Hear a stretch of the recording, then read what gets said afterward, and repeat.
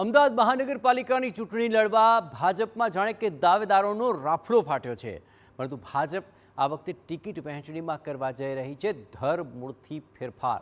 ભાજપ હાલના 80% કોર્પોરેટરોની ટિકિટ કાપી નાખશે અને નવા યુવા ચહેરાઓને તક આપી શકે છે। ત્યારે કોને મળશે તક, કોનું પત્તું થશે કટ, આવો જોઈએ।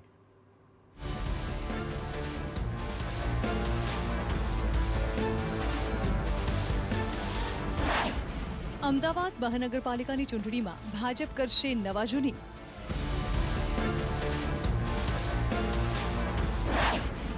ભાજપની નો રિપીટ થિયરી, જૂના જોગીઓ ઘર ભેગા।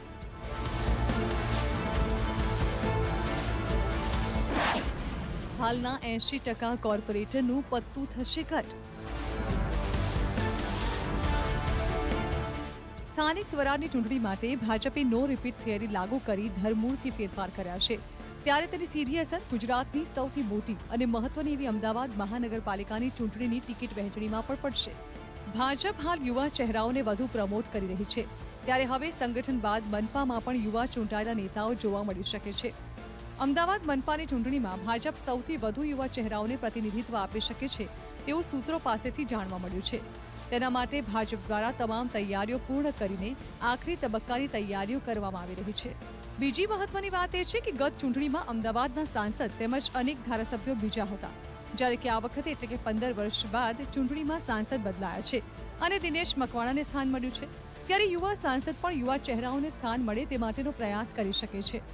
તો આગામી સમયમાં વિધાનસભા ચૂંટણીઓ પણ આવી રહી છે, તેના કારણે ભાજપ અમદાવાદ મનપાના હાલના કોર્પોરેટર્સમાંથી 80%ના નામ કાપી નવા ચહેરાઓને સ્થાન આપે તેવી પૂરી શક્યતા છે। અમદાવાદના અંદાજે 35 જેટલા વોર્ડમાં નવા ચહેરાઓને સ્થાન મળી શકે છે, જેમાં નરોડા, એલિસ બ્રિજ, ખાડિયા, દરિયાપુર, અસારબા, બાપુનગર, નિકોલ, મણિનગર, જમાલપુર, થલતેજ, નારણપુરા, કુબેરનગર, શાહપુર, નવરંગપુરા, વિરાટનગર, વેજલપુર, બહેરામપુરા, અમરાઈવાડી, ઓઢવ, ઇન્દ્રપુરી અને લાંભા સહિતના વિસ્તારો શામેલ છે। આ વર્ષે સ્થાનિક સ્વરાજની ચૂંટણીઓમાં અનામત બેઠકના રોસ્ટર બદલાયા છે, તેના કારણે સ્થાનિક બેઠકોના સમીકરણો પણ બદલાઈ શકે છે અને આ સ્થિતિને ધ્યાનમાં લઈ ભાજપ અનેક નવા ચહેરાઓને સ્થાન આપે તેવું પણ નિષ્ણાતો માની રહ્યા છે।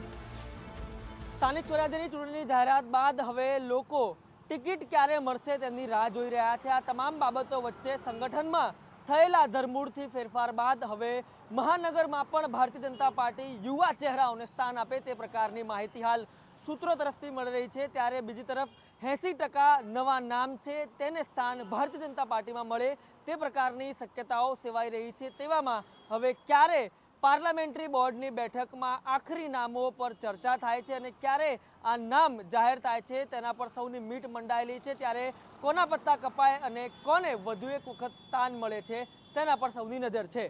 કેમેરા પર્સન ઇમરાન શેખ સાથે રોનક વર્મા, TV9 અમદાવાદ।